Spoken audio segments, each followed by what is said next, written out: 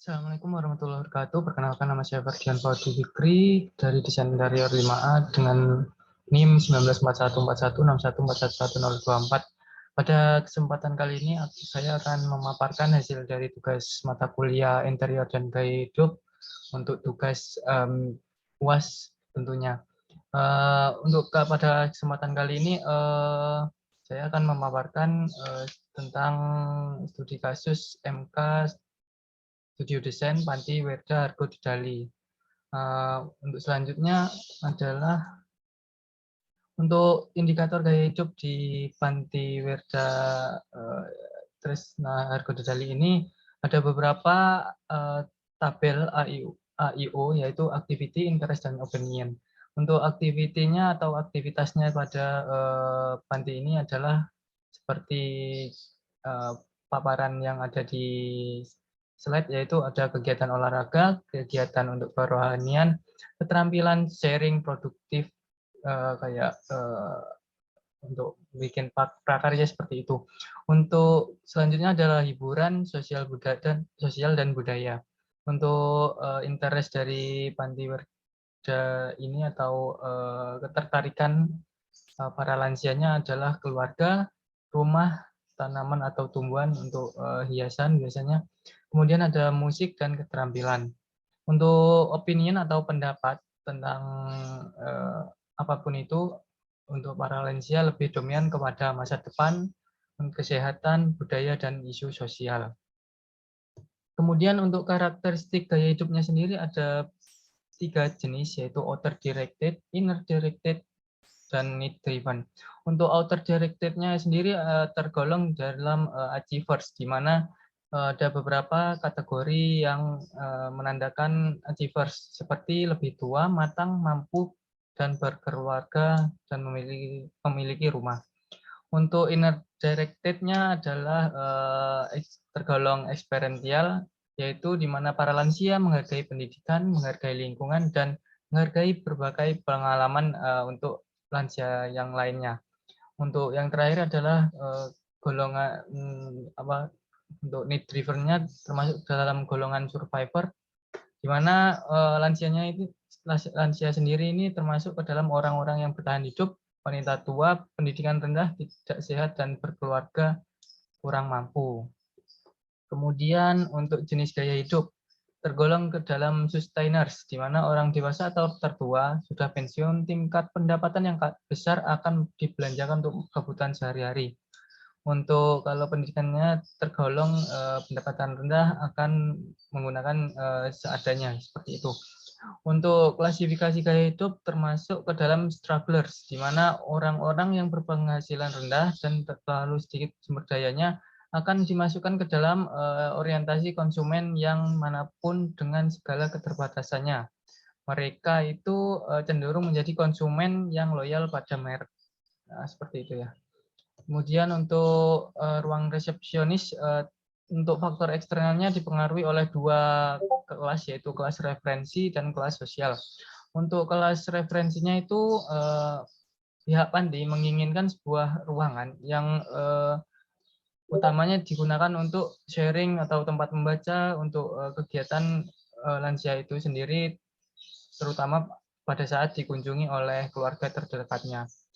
Kemudian untuk kelas sosialnya, para lansia itu hampir semua menggunakan ruangan ini untuk kegiatan sehari-hari dan membutuhkan bantuan orang lain untuk melakukan aktivitasnya. Kemudian untuk faktor internal dipengaruhi oleh 3, yaitu sikap, pengalaman, dan pengamatan kepribadian. Untuk sikap sendiri, para lansia itu cepat bosan, maka diperlukan sebuah resepsionis yang nyaman dan tidak membuat bosan para lansia tersebut. Untuk pengalaman dan pengamatan, kesulitan pihak keluarga menjenguk dan bercengkrama langsung dengan para lansia, diharapkan panti memfasilitasi sebuah ruangan yang tidak terbatas, sehingga kayak tidak membeda-bedakan dengan lansia dan orang-orang yang masih sehat seperti itu. Untuk kepribadiannya sendiri, lansia itu tidak ingin dibeda-bedakan, atau diperlakukan seperti orang pada saat normal atau seperti biasa pada masa mudanya. Kemudian untuk ruang aula terdapat faktor eksternal, terdapat 2 jenis, yaitu kelas referensi dan kelas sosial juga. Untuk panti menginginkan sebuah aula yang dapat dijangkau dengan mudah oleh para lansia dan terdapat sarana dan prasarana atau pendukung untuk lansia itu seperti handrail, untuk furnitur yang aman, tidak ada ujung-ujung yang tajam atau tumpul. Kemudian untuk ergonomisnya sesuai juga apabila digunakan untuk lansia yang normal atau menggunakan kursi roda. Kemudian untuk kelas sosialnya, kegiatan sosial biasanya dilakukan oleh para donatur atau sukarelawan, di mana pada saat acara bakti sosial perlu sebuah tempat untuk berkumpul atau berinteraksi langsung dengan para lansia itu. Maka dibutuhkan sebuah aula yang mendukung kegiatan bakti sosial. Kemudian untuk faktor internalnya hampir sama juga di ruangan sebelumnya, yaitu resepsionis. Untuk sikap, para lansia ini melakukan berbagai aktivitas di ruangan aula seperti kegiatan kerohanian, kegiatan sosial, dan kegiatan keterampilan. Sehingga perlunya sebuah ruangan interior yang juga nyaman dan enak digunakan oleh para lansia. Kemudian untuk pengalaman dan pengamatan, karena lansia itu membutuhkan bantuan orang lain, maka perlu sebuah pegangan atau handrail untuk menuju ke dalam aula agar tidak terus-menerus minta bantuan orang lain juga, seperti perawatnya. Kemudian untuk kepribadian, lansia itu sendiri suka cepat berubah untuk perasaannya, maka dari itu perlu juga sebuah inovasi atau pendukung agar para lansia tidak cepat bosan, sehingga tidak berpengaruh kepada kesehatan dan nafsu makannya. Kemudian selanjutnya adalah kamar tidur. Faktor eksternalnya dipengaruhi oleh kelas referensi dan kelas keluarga. Untuk kebutuhan kamar tidur sendiri, kebutuhannya adalah tempat tidur yang empuk atau yang nyaman juga tentunya, dan ergonominya sangat diperhitungkan, terutama pada kamar tidur yang digunakan oleh lansia yang menggunakan kursi roda. Untuk kelas keluarganya, keluarga adalah yang sangat sensitif untuk para lansia, di mana lansia itu sendiri sangat butuh untuk diperhatikan, karena sering sekali para lansia itu berpikir negatif apabila terlalu berlebihan untuk berpikir. Kemudian untuk faktor internalnya terdapat 3 juga, yaitu sikap, pengalaman, pengamatan, dan kepribadian. Untuk sikapnya biasanya lansia menghabiskan waktu di kamar tidur seperti istirahat, tidur untuk terutamanya. Kemudian untuk menonton TV, bercengkrama dengan lansia yang lain. Maka perlu diberikan tempat untuk menonton, terus meja untuk membaca, biasanya seperti itu. Untuk pengalaman dan pengamatan, lebih baik kasur terbuat dari kayu hitam, namun untuk ujung-ujungnya tidak diperkenankan untuk yang lancip agar menghindari lansia terluka apabila terjatuh. Kemudian untuk ergonominya juga diperhatikan. Untuk kepribadiannya sendiri, ketergantungan dalam membutuhkan orang lain, lansia juga ada yang mandiri, maka butuh juga apabila lansia beraktivitas keluar ruangan. Untuk bantuannya biasanya mendorong seperti itu untuk perawatnya ke dalam masuk ke dalam aula. Kemudian untuk ruang makan. Ruang makan sendiri bisa didesain sesuai dengan kebutuhan lansia seperti tempat duduk yang nyaman dan sudut tidak ada yang lancip. Untuk space dia diperkenankan atau didesain sedemikian rupa agar pengguna kursi roda dapat menggunakannya seperti layaknya orang lain. Kemudian untuk kebudayaan makan dengan menikmati setiap suap makan yang masuk ke dalam salah satu budaya dari orang tua yang terjamin dari cara mereka makan, sehingga lansia itu makan cukup lama karena para lansia itu juga menikmati makanan yang sedang dimakannya. Untuk faktor internal terdapat 3 juga sikap, yaitu sikap lansia membutuhkan waktu yang cukup lama untuk makan karena juga dilihat dari usia pasti gigi dari lansia itu juga kebanyakan sudah habis. Maka dari itu butuh waktu yang lama untuk mengunyahnya. Untuk pengalaman dan pengamatan pada saat berjalan terkadang terbentur sudut lancip, maka solusinya dari hal tersebut digunakan desain yang ramah bagi lansia tersebut. Untuk kepribadiannya, para lansia itu terkadang susah untuk makan karena tidak ada nafsu makan. Maka bagaimana cara agar lansia itu memiliki nafsu makan dengan membuatnya senang dan tidak berpikir hal-hal yang lain, tidak ya, sehingga membuat lansia tidak senang seperti itu. Kemudian untuk kamar mandi terdapat satu faktor eksternal yaitu kelas referensi. Dibutuhkan kamar mandi yang nyaman dan ergonomis. Kemudian karena lansia itu cukup capek apabila berdiri dengan lama, maka dibutuhkan sebuah alas duduk untuk saat mandi. Kemudian untuk toiletnya juga harus sesuai dengan kebutuhan para lansia. Untuk faktor internalnya sendiri terdapat 3 juga, yaitu sikap, pengalaman, dan pengamatan kepribadian, seperti keterbatasan melakukan aktivitas sendiri, terutama mandi, maka dibutuhkan handrail menuju kamar mandi itu sendiri. Kemudian untuk pengalaman dan pengamatan agar tidak mudah terpeleset, maka digunakan material yang khusus, yaitu anti-slip seperti itu, yang kasar dan tidak terdapat elevasi antar lantai satu dengan lantai yang lainnya. Untuk kepribadian sendiri, lansia suka yang praktis, maka untuk alat mandinya menggunakan shower, tidak menggunakan gayung lagi.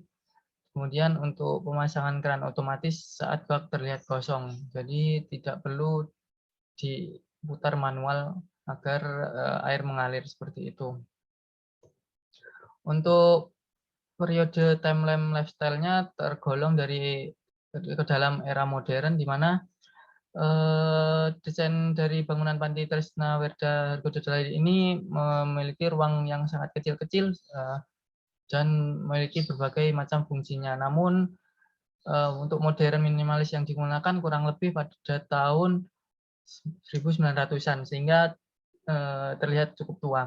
Untuk tren gaya desain untuk saat ini yang cocok untuk panti jompo atau panti werda, yaitu natural konsep, di mana desain natural konsep sendiri akan menerapkan sebuah penataan layout, warna natural, dan kerabangan furnitur dan elemen interior material yang ramah lingkungan, di mana untuk mencapai aspek tersebut perlunya pencahayaan dan ventilasi hemat energi, di mana gaya tersebut sekarang mulai digemari oleh masyarakat.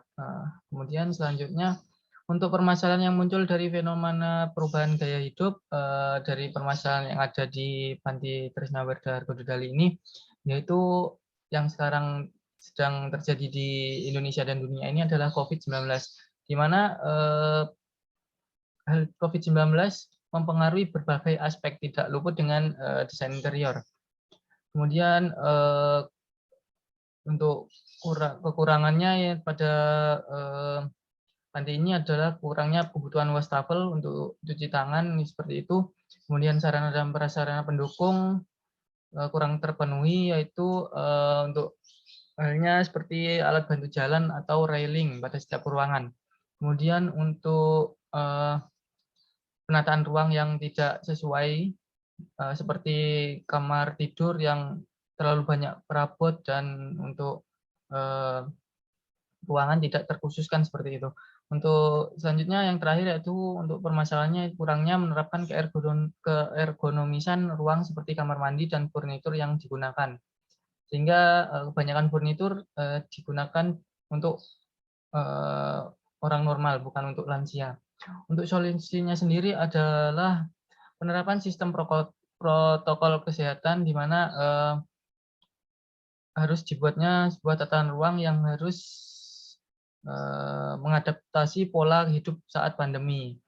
Kemudian untuk penambahan titik wastafel dan memperbaiki sarana prasarana, menambahkan seperti railing, fire sprinkle, rem, dan lain sebagainya untuk memfasilitasi para lansia untuk beraktivitas. Kemudian penataan ruang yang tepat, di mana harus sesuai dengan kebutuhan para lansia dan harus khusus seperti itu, tidak digunakan untuk kegiatan yang lainnya. Kemudian yang terakhir adalah peningkatan keergonomisan ruangan ukuran dan fungsi sesuai dengan lansia, sehingga dapat mempermudah lansia itu sendiri.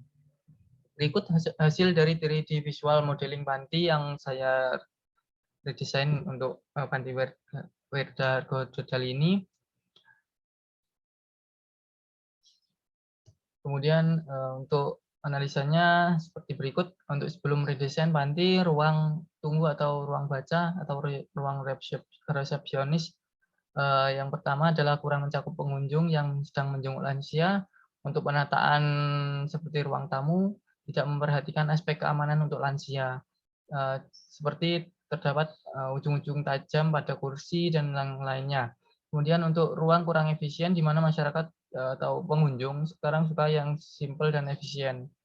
Kemudian untuk ruang aula, perlunya tambahan sekat agar ruangan lebih terkhususkan. Maka dilihat dari existingnya aula dengan ruang tunggu itu menjadi satu, maka harus dipisahkan agar terkhususkan. Kemudian untuk yang kedua adalah penataan perabot juga kurang tepat dan kurang nyaman, sehingga perlu sebuah furnitur atau perabot yang nyaman digunakan. Kemudian yang terakhir, kurang memperhatikan sarana penunjang lansia seperti handrail dan rem atau yang lain sebagainya. Untuk sebelum redesain panti kamar mandi, tidak terdapat handrail, pencahayaan dan peletakan fasilitas kamar mandi yang kurang baik, terlihat kumuh, dan untuk ukuran kamar mandi tidak sesuai dengan ergonomi pengguna kursi roda seperti itu. Kemudian untuk kamar tidur, peletakan tempat tidur yang kurang tepat membuat lansia beresiko untuk terjadi kecelakaan atau terpleset, sehingga membuat lansia itu terluka. Kemudian nomor 2 yaitu belum terdapat tombol darurat untuk memanggil perawat dan pengawas. Selanjutnya lemari sering tertukar sehingga butuh lemari yang terdapat identitas di setiap lemarinya. Sesudah redesain panti, nantinya seperti gambar di paparan, ruang tunggu dan baca dan resepsionis sudah memenuhi standar atau kebutuhan untuk lansia seperti handrail. Untuk handrailnya sendiri akan diletakkan pada setiap dinding atau tembok pada sekeliling ruang tunggu dan baca ini. Kemudian sirkulasi yang cukup luas, di mana untuk pengguna kursi roda juga dapat leluasa saat bergerak. Kemudian untuk memberikan kenyamanan bagi pengunjung dan lansia. Terus keamanan ruangan yang lebih bagus seperti penambahan fire sprinkle dan CCTV, dan memiliki desain yang simpel namun juga mewah seperti gambar di atasnya itu. Kemudian untuk aula sendiri sudah diredesain, maka sirkulasi penggunaan kursi roda sudah diperhatikan. Untuk bukaan diperbanyak agar udara dan cahaya masuk ke dalam ruang lebih mudah. Untuk ventilasi atau bukaannya terdapat di samping kiri dan kanan dari panti ruang aula panti ini. Untuk penggunaan mebel yang ramah bagi lansia tidak bersudut juga diterapkan pada ruangan ini. Kemudian untuk kamar tidur, kasur sudah menggunakan bahan yang nyaman dan empuk, tidak terdapat sudut-sudut yang sangat tajam pada ruangan. Untuk penambahan fire sprinkle dan CCTV, serta nanti terdapat tombol gawat seperti tombol darurat untuk memanggil para perawatnya. Kemudian untuk lemari yang sudah diberikan name tag atau identitas khusus agar tidak tertukar dengan lansia lainnya. Kemudian untuk kamar mandi terdapat dudukan lansia agar tidak lelah berdiri saat mandi. Kemudian untuk showernya juga digunakan agar lansia tidak bersusah payah untuk mengambil air untuk mandinya. Kemudian untuk lantai menggunakan material yang anti slip agar tidak mudah terjatuh untuk lansianya itu sendiri. Kemudian untuk pintu disesuaikan dengan pengguna kursi roda, kurang lebih 90 sampai 100 cm untuk bukaan pintunya. Berikut adalah mood board dari semua ruangan yang ada, menggunakan warna-warna natural dan alami di penggunaan material kayu seperti berikut dengan warna-warna yang soft. Sekian dari presentasi saya, kurang lebihnya mohon maaf. Terima kasih.